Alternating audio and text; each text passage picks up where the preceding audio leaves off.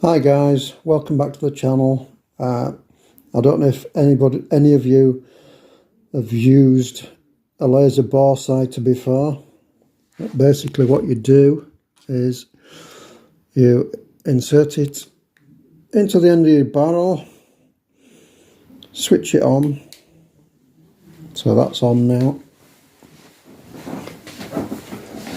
You see it on the wall over there.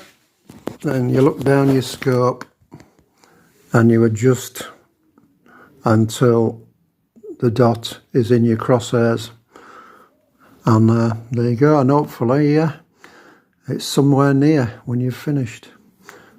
Thanks for watching, and see you next time.